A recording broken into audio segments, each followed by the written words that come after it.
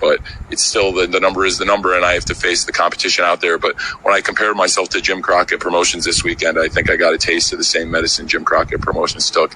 But I have a lot more fucking money than Jim Crockett did, and I'm serious. I'm not gonna sit back and take this fucking shit.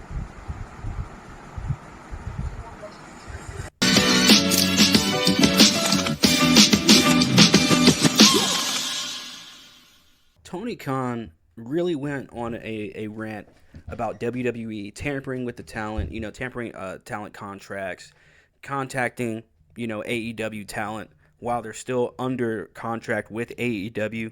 Like, I completely understand his frustration, but at the same time, you have to understand the significance of your position as an owner. He doesn't mention them specifically, but we know who he's talking about. And he says, I got more money, I'm ready for this fight, I'm ready for competition. And you know what? I believe him, but at the same time, well, first of all, you got to get better with your booking.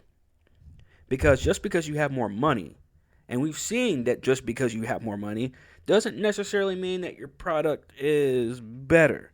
Especially now that we've seen WWE's product get way better in the past couple months. So now that we see WWE getting better, having, better matches, better storylines, all of the above. Bringing superstars back as well, all of the above. AEW, it seems like, has switched sides. But I mentioned this in the Clash of the Castle review that we did over the weekend. And I said that Tony Khan is going to have to turn things around in AEW. Because right now we're starting to see, and this was 24 hours before All Out even happened, before this media scrum even happened. It was like they did like a Freaky Friday switch, because it seems like now AEW's been under fire for the past couple months over dumb shit. If you're Tony Khan, you're listening to what Chris Jericho says. If you're under contract in AEW, you should probably be listening to somebody like Chris Jericho, who actually lived through the Monday Night Wars. You should be listening to a Jim Ross, who actually lived through Monday Night Wars. So now we have Chris Jericho having to come out and clean shit up like he always does, right? Had to clean up after somebody else's mess. And literally, I see Chris Jericho being the only person right now that has the balls to say, hey, I'm going to be the one to spearhead this whole cleaning up of the dumb shit in AEW. So Chris Jericho says, I'm trying to warn guys to tone it down. We don't want the wrong guy hearing something said on TV and it winds up affecting the company.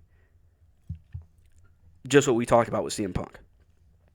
So please, everyone stay on course. We are at the point where we've become a huge professional wrestling company. It's time to tighten things up. These are things that I learned from Vince. And this is what Chris Jericho said. And Chris Jericho pretty much saying, hey, I learned how to act during a Monday Night War, during any kind of war, during any kind of competition with another company. We were the first professional wrestling show and the only professional wrestling show on Labor Day weekend last year, and we were the third professional wrestling show of the weekend this year. I don't think that's a coincidence. And when I talk about things I wasn't thrilled about, I was a little surprised we were the third professional wrestling show this weekend, and it's probably a little bit more challenging in the marketplace when it becomes a little more crowded. So our performance, given the prior years, we never had this kind of competition, and it's kind of a first for us in AEW to see this kind of crowded marketplace. I'm not sure if this is what we'll see from now on. If it is, when the fight is brought, I will continue bringing fights of my own, and I have unique ways to do that and a lot of money to fight with. And this is not a game to me. This is my life, and I don't think it's a joke, and I take it really seriously. And yeah, so I am very happy with the numbers we did, given the competition we had. I was hoping that it would be. And not just competition, you're in competition with yourself as well, because you're trying to stay on TV. Now that you got the high spot on TV, you got the late spot on TV 2 nights of the week. Fam, you don't want to lose that spot. You want to stay on television. So yeah, he's telling guys to tone it down. Yeah, because at the end of the day, you're going to have guys like CM Punk that are going to cost you and your company television time. Everything you guys worked hard for. could go to shit at the snap of a fucking finger, and we saw it in WCW. The finger poke of doom. What did we get 2 weeks ago with CM Punk and Jon Moxley? A 3-minute match. And then CM Punk, miraculously, a week and a half later, is able to beat a guy that he just lost to in 3 minutes. Chris Jericho is exactly right.